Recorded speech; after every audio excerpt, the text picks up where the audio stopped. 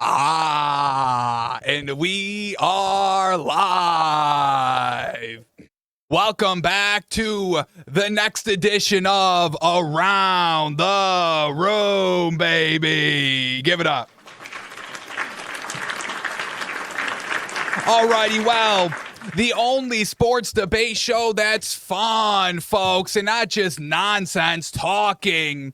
We've got some of the best talking. We've got some of the best sports analysts that there is, and they're all ready to make their case in front of the big old beard, baby. Now, we do have two contestants all ready to go head-to-head tonight. Ready to rock. One's already trying to get in here early. So let's get everybody on the stage and let's start meeting our contestants here, shall we? Now he's leaving. Hang on. Let's get it here. We got our players today. We've got all of our segments today.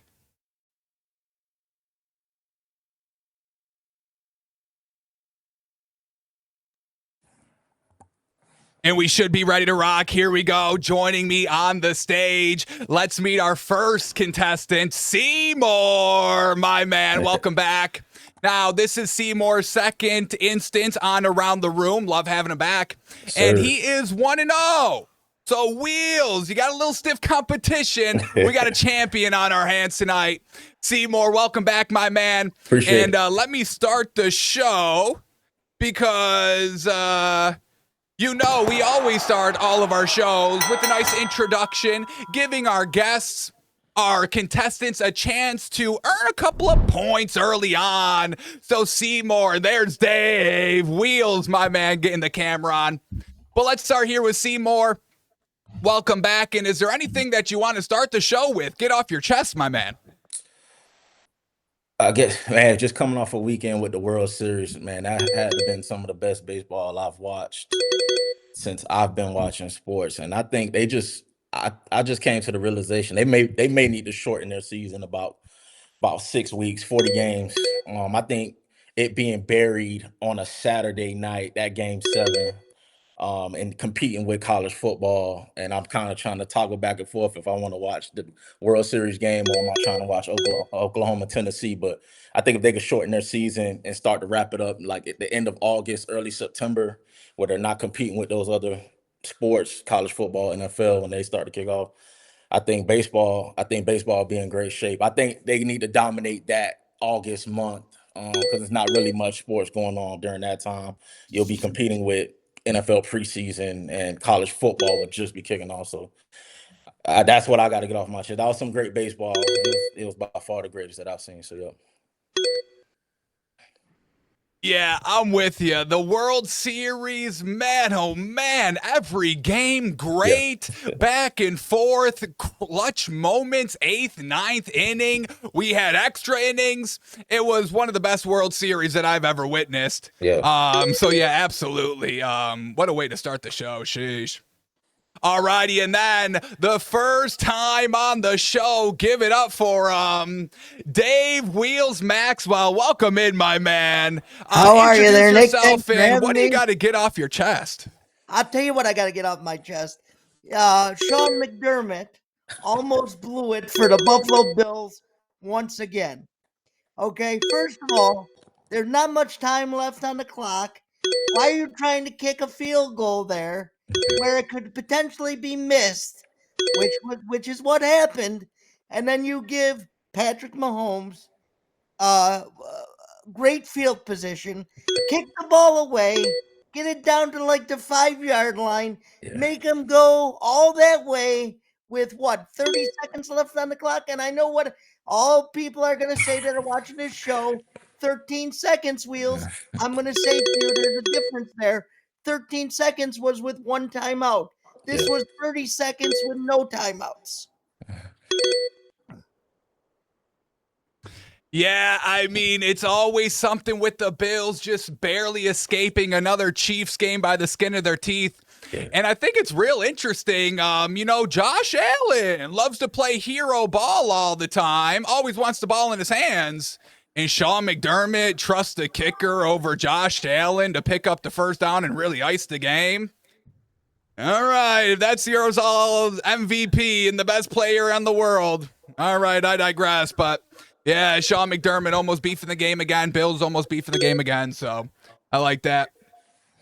Alrighty, I'll go real quick. I'm your host, St.Nick. Welcome in. Appreciate our two contestants on here tonight. Now, just some rules, all right? Points are going to be awarded. Points are going to be taken away. Now, look, I'm not giving out points just on stuff I agree with and all that. If I don't agree with it, but you make a good point, I give you some points. But then if you go off the rails by talking about Josh Allen should be MVP front runner, he's so great, that's when I got to start taking some points away. So just keep that in mind. Alrighty, well, we met our two contestants. They got some nice points in their bank. But now let's move on to our next topic because, folks, it's Monday, baby. And week 9 is not over quite yet. Monday Night Football, Cardinals at Cowboys to wrap it up. Now, current odds, live odds are at Cowboys -3.5. So I'm going to start here with Dave first. What are we leaning spread-wise, and is there a prop we're liking kind of gushing over? Well, I like the Arizona. I know that they don't have their starting quarterback in. But I actually think this is a plus for them because Kyler Murray has trouble throwing the ball down the field. He can't see over his linemen. He's short, and this is coming from a guy that can't. I'm in a wheelchair, so I'm really short. So I understand the problems there.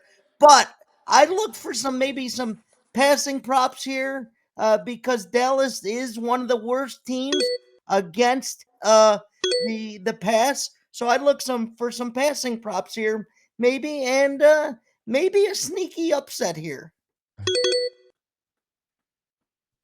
Yeah, I mean, look, I'm kind of with you, Dave. Waking up this morning, I was like, oh my goodness, Cowboys all day and tomorrow. Come on. I know their defense is a little junk, but they turned it on a little bit at home. But the more I think about it, I think you're a little bit right. Like, the fact that they're so adamant on going with Jacoby Brissett, I think that's kind of what they're seeing is going to help them win right now. We got Jonathan Gannon, the head coach, maybe on the hot seat a little bit. And we've seen Jacoby Brissett just absolutely sling this ball the last 2 weeks. I'm liking his passing yards. I know it's high, but over 239.5. I think he can sling it. So I like that with you, Dave. I'll give you some bonus points there. All righty, Seymour. Which way we leaning? Are we birding up or what? Nah, I'm not birding it up. I'm Cowboys. I'm Dak Prescott at home. I think he'll be comfortable tonight against the Cardinals defense. I think he'll be able to move the ball at will up and down the field. It's going to be a lot of points. I believe the over-under is at 53.5 for this game, so it'll be a lot of points scored. And I think that hook, I was a little nervous about that hook, but I think they'll be able to cover that number. They'll be fine covering that number. And as far as props, I'm with you, Wills. I think with Jacoby Brissett, that gives me more confidence in betting a guy like Trey McBride over receptions or their weapons on offense. I think he allows that offense. He unlocks the explosiveness and the playmakers in that offense. He gets them the ball. He distributes it well. He's a veteran. He could step in. He's been in these moments. He played in high leverage games back to when he was playing at the Patriots. So I like Jacoby Brissett as well, too, stepping in. And I think that will make the offense click and be able to move the ball. So any passing props, his passing yards, Trey McBride over receptions, I kind of like those for tonight's game as far as props. Yeah, I'm with you. I was kind of leaning toward Trey McBride as well.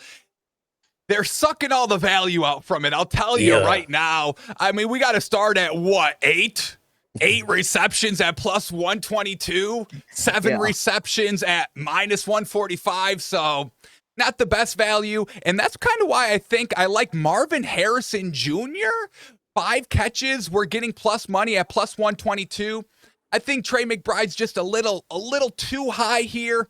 Yeah. But a tight end safety blanket, Vegas knows. So I'm kind of tiptoeing here, but I think I'm going to be going with Marvin Harrison Jr. for the value a tad there. But we'll see what these tight ends can do. Jacoby was slinging it to him last week. He had like 120 yards. So we'll see if he can do it again. All right, we got Seymour on the boys, we got Dave on the Cardinals, and this week Vegas was kind of flexing a little bit.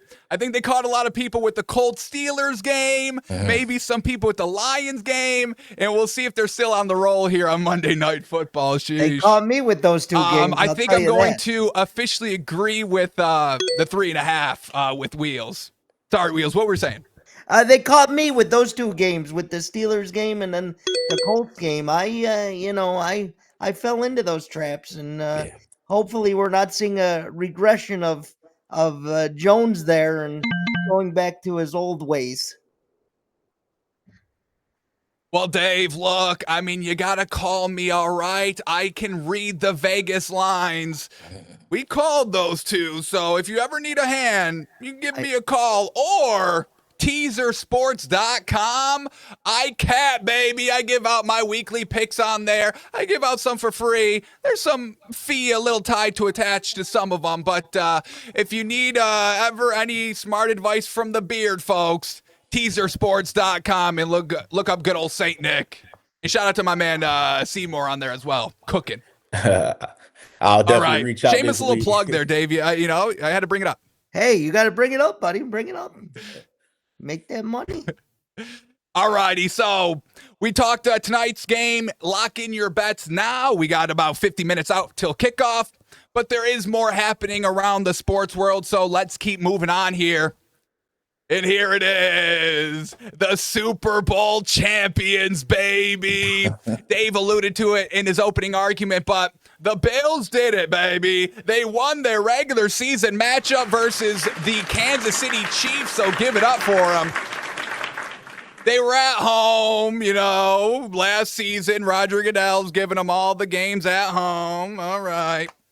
But I'm going to start with Seymour here. The Bills are the Super Bowl champions, right? They just proved it last night. No? Josh Allen's the MVP. He's the best, right? Yeah. The Chiefs are bombs. Right. I feel like this is starting to be a dynastic run for the Bills in September, October when they face the Chiefs in the regular season. So definitely been here before with the Bills, but just for the record, I do got the Bills this year getting over the hump finally and getting to the Super Bowl. So I will hope to see that could carry over into the playoffs. And it seemed like there was something different about this Bills team this time, and it wasn't so reliant on Josh Allen, but there was a run game that complemented him. Instead of using Josh Allen to be Superman, have him be Batman and have James Cook in the backfield be his Robin, who could show up. And I like the way they attacked the Chiefs defense. They ran right at them. And was the more physical team in the trenches. So I think this Bills team is a little different. Can't keep hitting your head on the wall trying to just have Josh Allen go out there with a cape and carry you to a victory, but he needs the complementary pieces. I would like to see them do something at the trade deadline tomorrow as far as receivers and get them a weapon on the outside. I was hearing some rumors about Rashid Shaheed. That would be a great compliment for Josh Allen and his arm.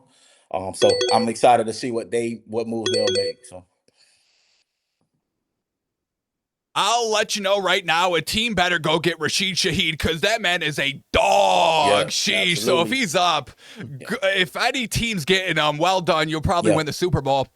And Seymour, oh my goodness, say it louder for the people in the back. It's James Cook leading the charge every single week. He's Stop Robin. Josh Allen being Superman. You're not him, okay? James Cook, we stand with you. You are the Buffalo Bill. All right, Dave, the Bills fan. Congratulations, you've already got your rings. What do you have to say about the win? Well, listen, I get accused all the time, Nick, of being a Bills hater from my diehard Bills fans who cannot have conversations about the Bills and their weaknesses. And one of their weaknesses, in my opinion, is the secondary. Okay, we have to take a look at that. You're looking at, you look at the Chiefs and you look at like Kelsey. Not as good as he used to be, right? But they're going to run up against some other good teams, and if they can't stop, if the secondary can't hold up, the Bills are going to have trouble in the playoff. So I'm not ready to give them the ring yet. I think this is the best shot they might have, but I'm not quite there yet. I'm not quite sold. Cookie Monster, you gotta love him, right? Yeah, I I mean, like that. that guy is just like on a joystick, right? It's like watching a game of. It's like you and I, Nick, are playing Madden, and he just can do whatever he wants to do whenever he wants to do it. So I love the Bills, but I'm not ready to. I'm not ready to anoint them champions yet. I will tell you really quick, Nick. What bothers me is that the MVP market has not caught up to Patrick Mahomes should not be second in that market.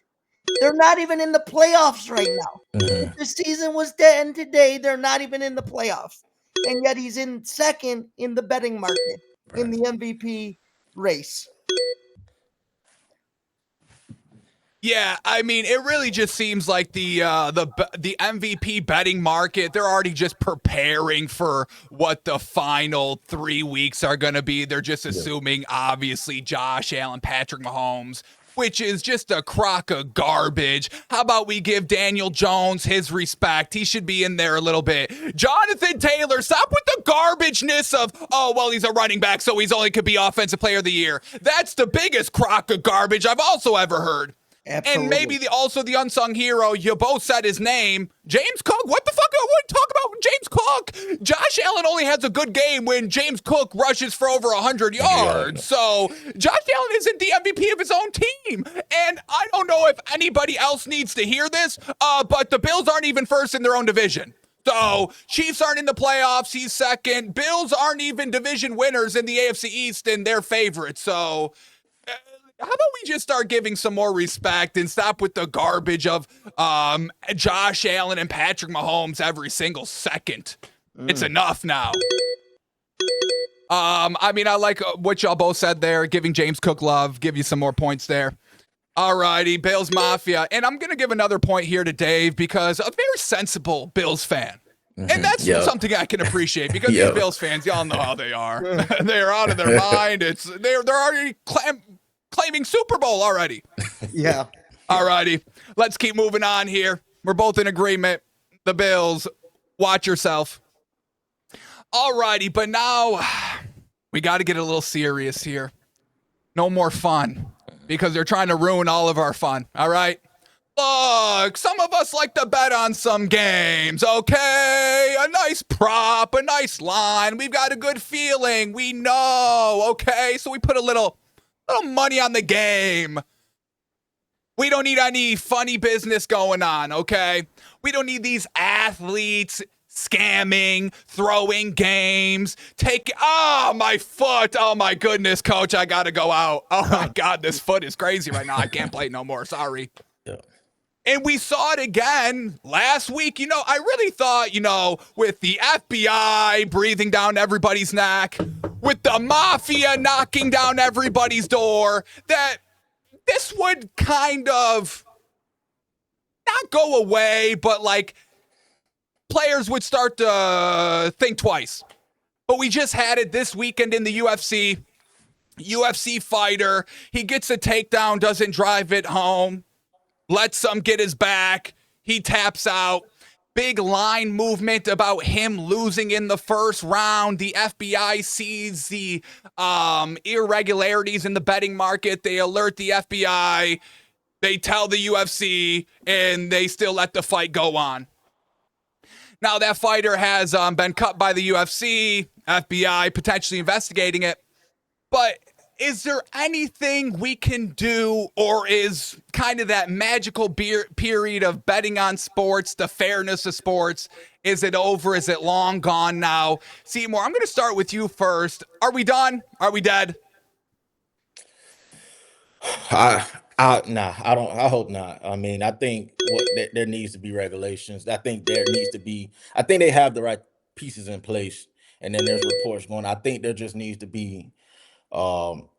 They just need to get tighter around, and I think the penalties need to be even more punitive. I think once you start to implicate jail time, prison time, I think then there won't be as much unusual activity, or that could hopefully limit some of those instances from happening. So I think make the punishment even more punitive, threatened with jail time, prison time, and I think that hopefully that we can scale back on some of these occurrences. Yeah, I like that. I think we just got to crack down, and we saw the NBA not do it with Terry Rozier. Yeah. They investigated, but they said, well, we couldn't find anything, so we still let him play. We have, every single sports league partnering with every single book in existence. Everybody's trying to pass the buck down, so we do got to come down hard, and I think that's definitely one way that we can try to curb some of this. Dave, any ideas on how to try to get us back on track? Well, I think I'm going to disagree with the premise of your question, and I don't want any points taken away from me for doing such. But you started out by saying, has the era of fairness, are we past that? As long as there's been gambling, there has been cheating. As long as there has been any kind of wagering, there's that old saying: if you ain't cheating, you ain't trying, right? Here's Man, I hate that. I hate that with every fiber of my being. Yes, but here's what I like to see with what happened with the UFC. They noticed it. They noticed the big bets coming in. Some of the sports books pulled that first round bet off their menu, and they have also refunded the money to the players that made bets on the fight. And by the way, let's just also say that these two fighters did not do a good job of hiding the fact that they were trying to throw the fight. The announcer at the beginning, during the fight, during the first round says, how come he's not trying to stop the chokehold? So, I mean, you just have to, I would not be betting on props where it's not somebody that it would normally be betting a prop on. Right? I think the market has gotten too oversaturated where we can bet any player we want. Some players shouldn't be allowed to be bet on, I don't think. Bronny James should never be allowed to be bet on. Take him off. I do not care. I mean, I like that, Dave. I mean, you're kind of right. I mean, we got some of these players that you never hear of. They need 1 yard. Can they get in the game? Do they get in the game? Do they get 1 yard run? So I think you're a little right here. I think it's just a little bit too much props on everything. And we can bet on every pitch in a baseball game. Come on. I mean, that's ridiculous. Yeah, it's you gotta shout out live betting. Live betting while everybody streaming hosts games a minute and a half behind. You gotta love easy money live betting. Am I right, folks? It's Woo! so true. It's all coming down. It's all coming down. All righty. Well, I'm gonna give Dave some extra points here because he did make a great point and called me out. When has betting ever been fair? They've been cooking the books since 1800s. So we'll see. And that's why we just got to be in touch, connect, make some friends that are athletes, make some friends that, hang down by the docks, All righty. All right, let's keep going here. Next segment up, we'll get back to the NFL. We can bet on this. Yeah. Is there any funny business ever going on in MVP betting voting? Could never be. But we know that Josh Allen, he's now the number one. But I want to hear, what are your 3 MVP front runners? And I'm going to start here with Dave. Well, I don't know that I have 3. So if you want to deduct a couple points, that's understandable. Whoa. But I will say I gotta think maybe we gotta look at, and I know he's been there before, but Lamar Jackson. Okay, look at what this team has done since he's been back in the starting lineup. The record does not. I mean, they don't have a winning record yet, but that's a pretty easy division, and they string together a couple wins there, and I think they could be right there. So it might have to be Lamar for me. Yeah, I like the Lamar take. I mean, he's out and they don't know what the hell to do. They're not even running the ball. I mean, like, these coaches, brains are so fried with no Lamar Jackson. Right. Truly. Yeah. Seymour, who's your kind of top 3 here? Yeah, so my top 3. So who I would put my money on right now for MVP. So number one for me would be Drake May. I think he's a guy who's top five in passing yards, total touchdowns, and QBR. And they could be looking down the road as having the best record in the AFC and getting the number one seed. Their strength of schedule down the stretch is pretty easy. So I just think winning always is a factor into the MVP race, team success. And I think he's putting up the numbers week in and week out. He's truly became a star in this league, only in his second year. So I think he'll be first on my ballot right now as far as to put money on. A dark horse that I would put money on, Sam Darnold. I know we just watched him last night in Seattle. Played the Commanders and just went perfect in the first half. 16 for 16, 4 touchdowns. It was ridiculous what he was doing, video game numbers. So yeah, he's another guy, 16 yards, eighth in total touchdowns, third in QBR. And I just think the story behind him is amazing as well, too, right? Just where he got drafted to the Jets. So he has a storyline and the narrative that could push him towards it. I thought he had a chance to get it last year with the Vikings, but I think he has another crack at it this year if he could keep getting wins for the Seattle Seahawks and get them into a top seed in the NFC. And then the third person, I know we talked about it, Jonathan Taylor. He's a guy for the Colts. He is the engine to that offense that was performing at a historic pace. He's on pace for over 2,100 yards from scrimmage and 26 touchdowns. And you seen yesterday he was bottled up by the Steelers, and our offense couldn't really do nothing. You cut the head off the snake once you stop Jonathan Taylor. So I would look for him and the Colts offense to bounce back next week, and I think that he could be a person that could enter his name into the MVP race if he keeps performing the way he's doing and being the engine to that historic offense that the Colts have had so far this year. Yeah, I love that you put Jonathan Taylor in there. I mean, like I said, what are we talking about? The MVP is a quarterback award. I get it. They got the ball in their hands. They're the ones slinging it.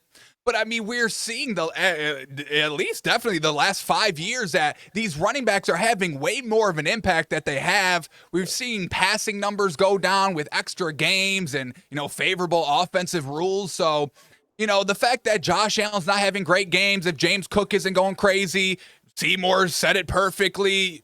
You bottled Jonathan Taylor up. Daniel Jones was looking like New York Giants Daniel Jones out there. A lot of turnovers, all right? So I think we got to start giving these running backs just a little bit more love. Dave, I'm going to give you this real quick. Do running backs deserve to be at least acknowledged in the MVP discussion? Because you didn't give me a running back name in your top. You only gave me one. I only gave you one, and of course they do. Look, Josh Allen, okay, is a Bills fan. Josh Allen, we just said it earlier in this program, would not be as good as Josh Allen is if it wasn't for James Cook.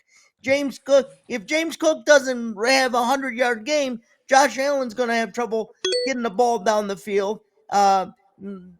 So yes, the quarterback is the straw that stirs the drink, but without your running backs, you can't have a great passing game. Exactly. The running backs like a nice little Tito splash in your drink, spice it up a little bit. Make it, got a little punch, a little kick to it. Can't just have regular drink. What is that? I'm going to give Seymour some points here because he did acknowledge the running backs first. So I love that. Alrighty, so get Josh Allen out of here. Nobody agrees. Knock it off. Alrighty, let's keep going here. Few more topics here before Monday Night Football kicks off. But as we're talking about, people that don't deserve to be MVP, the fraud alert. Once again, this week, potential frauds going on. Teams losing that probably shouldn't have lost. So I'm going to start with Seymour here. Who's the biggest fraud in the NFL? Could be player, could be team. Oh, player or team. So I went team as far as biggest fraud in the NFL. I'm going to go Green Bay Packers. Yeah, I'm going to go Green Bay Packers, man. And it wasn't just the loss yesterday to the Panthers, but it was the game. It was a game a couple weeks ago when they played the Bengals, and Joe Flacco was there on two days, got into Cincinnati 2 days and was playing on 2 days of arrival. And I know they have this amazing defense, and I just have yet to see it I have yet to see it come to fruition in action in the game. And Jordan Love, I don't know what it is that the Packers. I don't know their identity. I don't think they know what their identity is. I think they want to be a running team, but they aren't good at running the football. And Jordan Love just makes too many wild plays for me. They're wild plays, but then they could be wild plays as well too.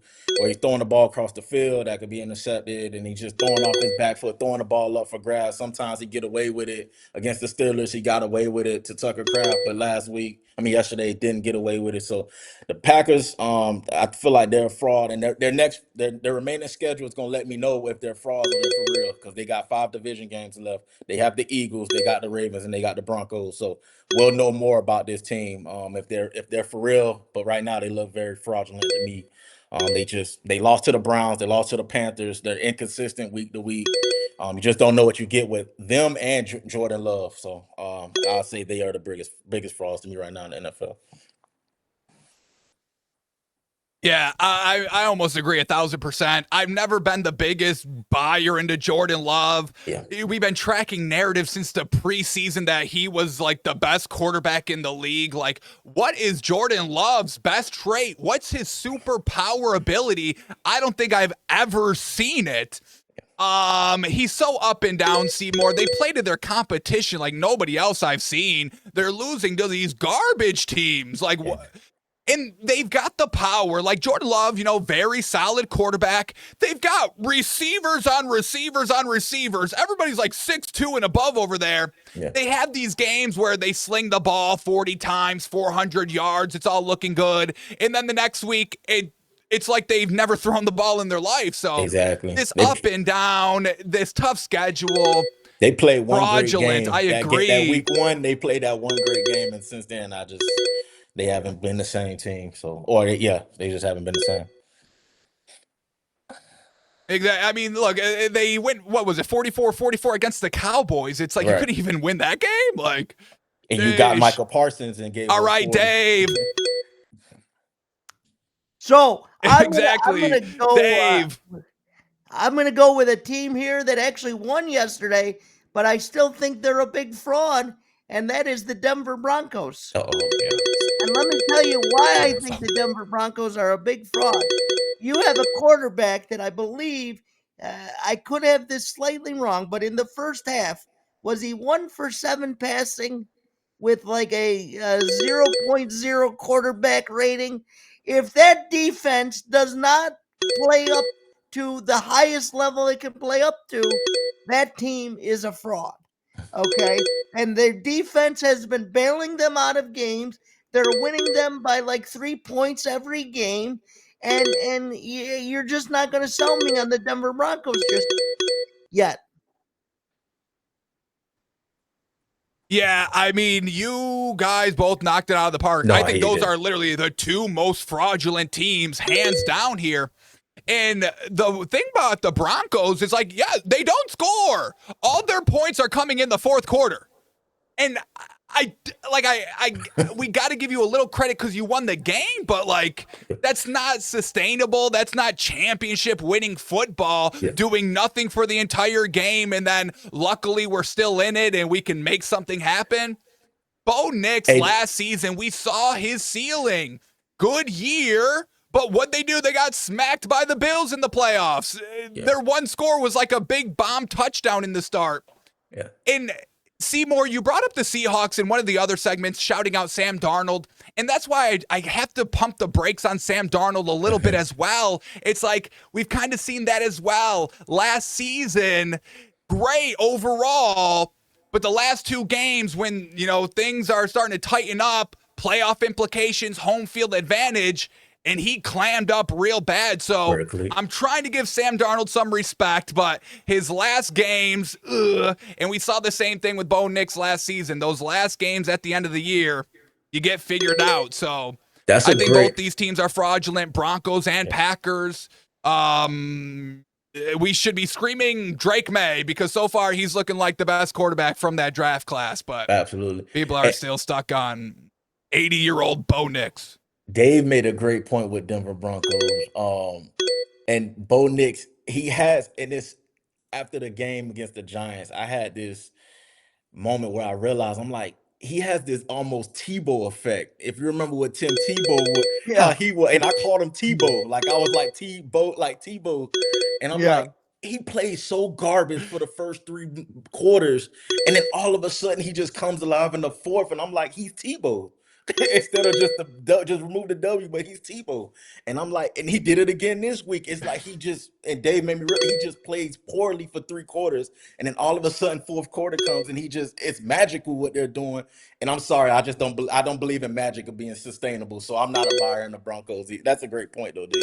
I do like the Broncos as being a potential fraudulent team. Magic isn't going to be sustainable for when it comes playoff time. Because we seen how that Tebow thing ended when they played the Patriots in the playoffs that year and they got their heads blown off. So, yeah.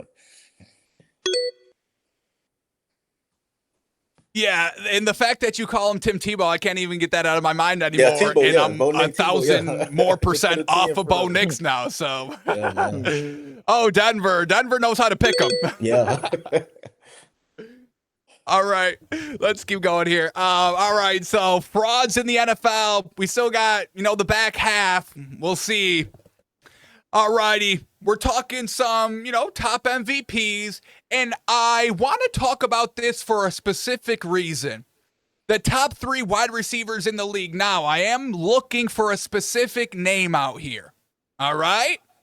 I'm going to tell y'all, but there is a name that I think should be very heavily considered in this, and I really think even heavily considered as number 1. So just keep that in mind. But I'm going to start with Dave, and there's also a name that if you do say is number 1, I am going to knock you because I don't agree. I've never agreed. But with that all being said, Dave, your top 3 wide receivers currently. This isn't my strongest topic here, so I'm not gonna sit here and pretend like I can talk in depth about this. But Justin Jefferson to me, wide receiver, right, over at Vikings. Did I get that right? No, Yes. I didn't get it right. Yes. I got it right. Of course. Nick, I thought you were shaking your head at me, and I was like, what's he shaking his head for? I think he's great. Well, yes, because Justin Jefferson. What I about can't him? say him as number 1. Very No. good. Not number 1. All right. Well, then I'll tell you what. I'm going to defer to you two, and you tell me who your best are. All right. Well, I'm going to default to Seymour first, get his, and then I'll do my thing. So Seymour. Yeah, I'm with. So I got Chase and I got Jefferson 1 and 2, 1A, 1B. But the other receiver that has emerged and put themselves in that conversation for me, it was a toss up between these two, but Jackson Smith and Jigba and Puka Nakua. It was those two that I was considering, but I'm gonna give it to Jackson Smith and Jigba. Right now, he's blossomed into a superstar receiver. And he's currently leading the NFL in receiving yards. He is the go-to guy in Seattle, and he's unguardable. He finds ways to get open. He has a savvy about him about playing the position. And he's just a superstar in the making. It goes back to when he played that Rose Bowl game in college, and he had 15 catches for 350 yards and 3 touchdowns. As a baller, and I think it's happening right now in the league. So he's emerging as a superstar in this league, and I think he should be considered as one of those top receivers in the league, if not top 3, but top 5 at least. He put his name definitely in that conversation.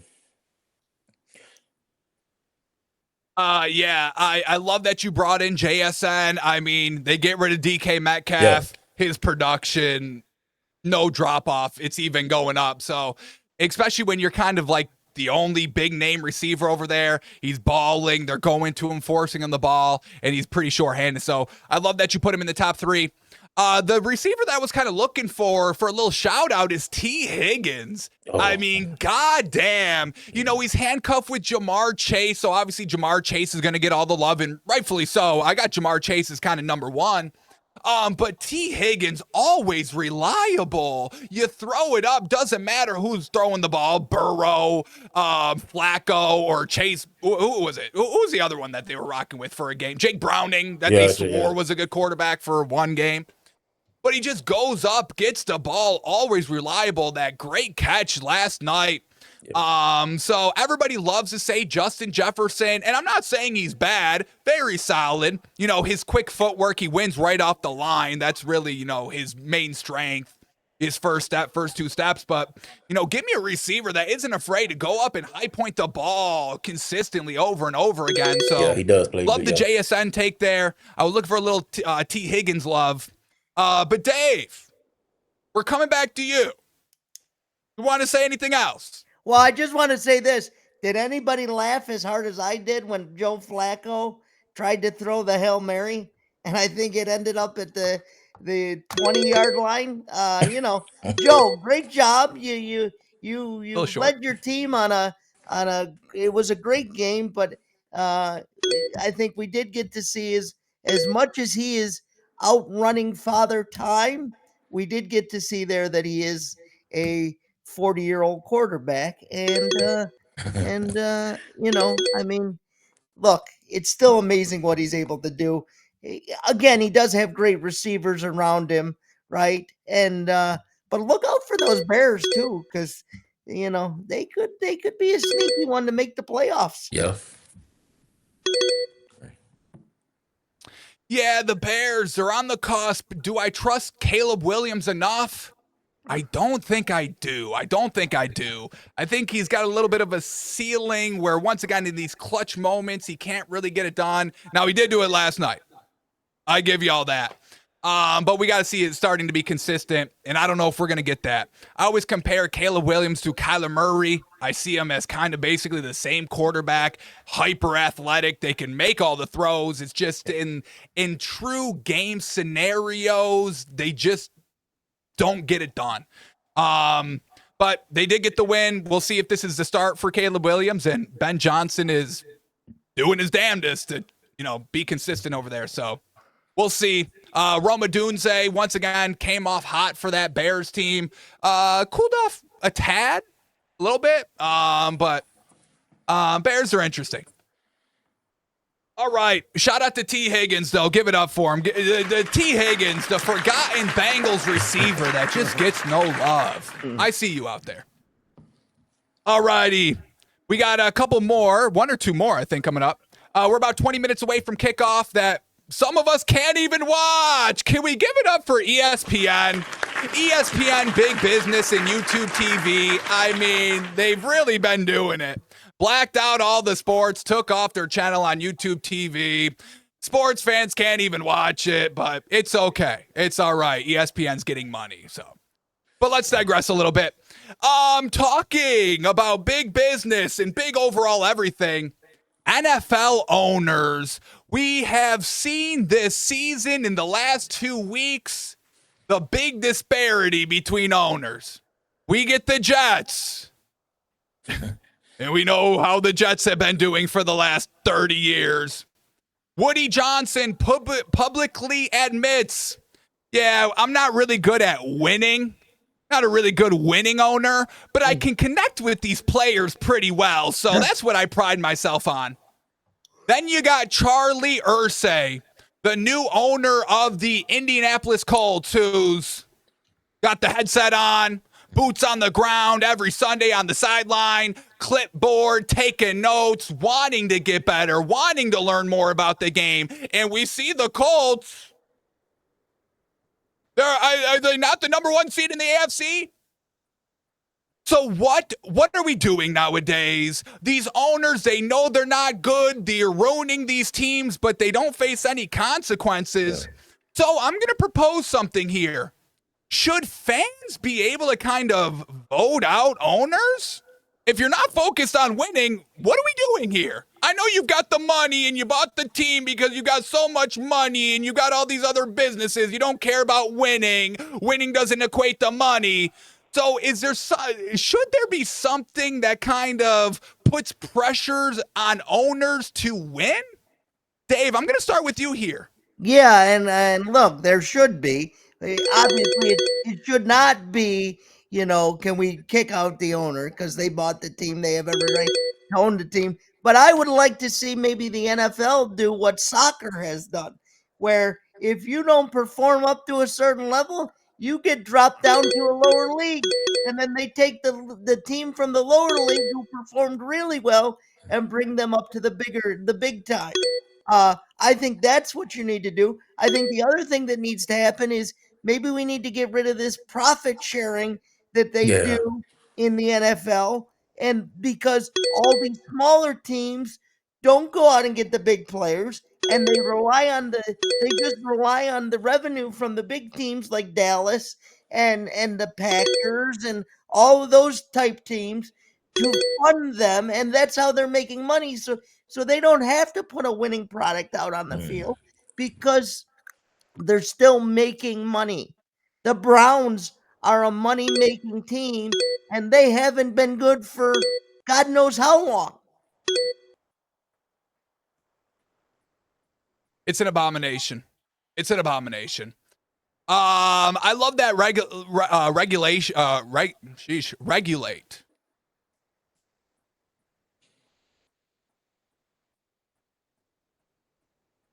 Oh, did I? Relegate. There it is. There it is. Sheesh.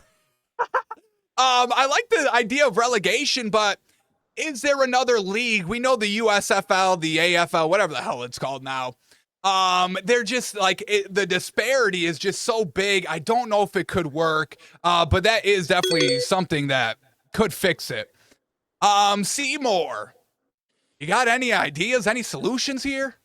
Nah, I agree with what Dave was saying as far as like cut down the profit sharing percentages, those splits. I think cut down all those so the team performance will dictate the revenue that they bring in to then um, better the team, and then that will put pressure on those teams to produce a better product to put into to fill the seats. Because yeah, the profit sharing, you're still making money off the Cowboys and the bigger brands, even though you're not filling the seats in your home stadium.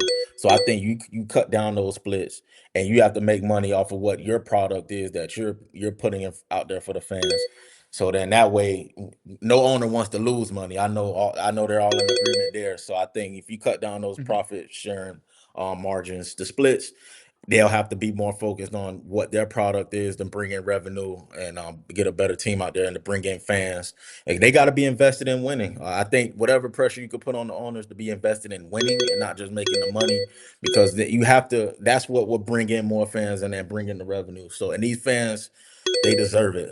They come out there and they support their teams. I couldn't imagine being a Browns fan for over 3 decades of just mediocrity and poor ownership. So I think you got to put pressure on these owners, cut down their profit sharing margins, so then they have to be putting out a better product to fill the seats in their stadiums to get revenue. So.